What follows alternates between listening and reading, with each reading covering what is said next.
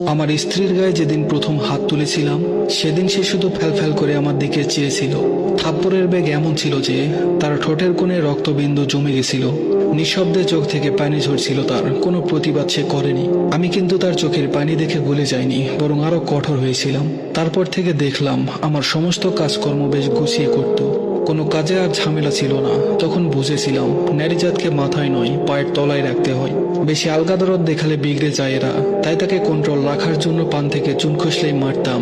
একসময় দেখলাম আমার স্ত্রী আর আগের মতো চঞ্চল নেই। প্রয়োজন ছাড়া কথা বলে না, কোনো আবেগ আর দেখি না। যা বলি বিনা বাক্যে করে দেয়। মাঝে মধ্যে মনে হতো যেন একটা রোবট নিয়ে ঘর করছি। ওর হাসি মাখা মুখটা ভুলে গেছিলাম। এক রাতে দেখি স্ত্রী পাশে নেই। আমি মনে করেছিলাম হয়তো ওয়াশরুমে গেছে, কিন্তু অনেক সময় পার হওয়ার পরেও আসছে না দেখে নিজে উঠে গিয়ে দেখি সে ওয়াশরুমে নেই। বাইরে বারান্দায় জায়নামাজ বিছিয়ে নামাজ পড়ছে। তখন বাজে 3:25। হয়তো তাহাজ্জুদের নামাজ পড়ছে। খানিকক্ষণ আড়াল থেকে দেখলাম মোনাজাতের সময় সেজদা হয়ে ফুপিয়ে ফুপিয়ে কান্নার আওয়াজ শুনতে পেলাম। তার কান্না কখনোই আমার অন্তর অব্দি পৌঁছায়নি। আগে অল্প কিছু হলেই ফ্যাস ফ্যাস করে কেঁদে ফেলতো, বড্ড বিরক্ত লাগতো। কিন্তু এই নামাজে কান্না দেখে কেমন যেন অন্তরে ভয় ঢুকে গেল। এই কান্না আমাকে হিম করে দিল। পাজরে যেন কেউ আঘাত করছে তেমন কষ্ট হচ্ছিল। আমি আর দাঁড়াতে পারলাম না, চলে আসলাম ঘরে। শুধু মাথার ভিতর কাজ করছিল আল্লাহর কাছে সে কি এমন চাইছিল যে এমন ফুপিয়ে ফুপিয়ে কাঁদছে সে। পরের দিন সন্ধ্যায় দেখলাম আমার স্ত্রী বারান্দায় বসে আকাশের দিকে তাকিয়ে আছে। আমি চুপচাপ তার পাশে গিয়ে বসলাম। আমাকে বসা দেখে সে উঠে চলে যেতে নিল। আমি তাকে বলি, কোথায় যাচ্ছ? সে ভীতু চোখে বলল, এই সময় তো চা খাও, আমি এখন চা করে আনছি। বললাম, আমার চা লাগবে না এখন, তুমি আমার পাশে বসো একটু। আমার কথায় সে কিছুক্ষণ বোকার মতো চেয়ে রইল। তারপর বাধ্য মেয়ের মতো আমার পাশে খানিকটা দূরত্ব বজায় রেখে বসে পড়ল। আমি ওর দিকে তাকিয়ে নরম সুরে বললাম, তোমার কি কোনো অভিযোগ আছে আমার প্রতি?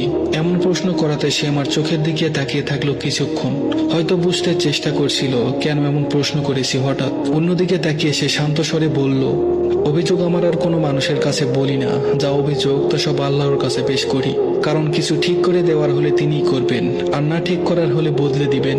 সবকিছু তার হাতেই। তাই কারোর প্রতি আমার অভিযোগ, রাগ, ক্ষোভ কিছুই নেই। বললাম, তাহলে কাল রাতে নামাজে এমন কি প্রার্থনা করছিলে যে কাঁদছিলে তুমি? সে আমার দিকে তাকিয়ে বলল, একটা সময় ছিল যখন আল্লাহর কাছে তোমাকে পাওয়ার জন্য ঠিক ওইভাবেই কাঁদতাম প্রতিটা মোনাজাতে। এখনো সেইভাবেই আল্লাহর কাছে চাই তোমার কাছ থেকে মুক্তি পেতে। আমার স্ত্রীর এই কথাটা সেদিন আমার কলিজা ছেদ করেছিল। একটা সূক্ষ্ম ব্যথা অনুভব করছিলাম। আমার কাছে মনে হচ্ছিল এর থেকে বেদনাদায়ক কথা এই পৃথিবীতে আমার জন্য একটাও নেই। আমার স্ত্রীর চোখের কোণে তখন পানি ছিল। আমি বুঝেছিলাম নারীকে কঠোর হয়ে কখনো আয়ত্তে রাখা যায় না। মেয়ে মানুষ আল্লাহর কাছে অত্যন্ত প্রিয় এবং দামি। তাই পুরুষের কাছে সে দাসী নয়। ভালোবাসা, সম্মান, ধৈর্য, যত্ন দিয়ে নারীকে যেভাবে ইচ্ছে চালনা করা যায়। অবহেলা, অসম্মান, অযত্ন দিয়ে যেমন কিছু হাসিল করা যায় না, তেমনি একজন রক্তে মাংসে করা মানুষকেও আয়ত্তে রাখা যায় না। ধন্যবাদ সবাইকে।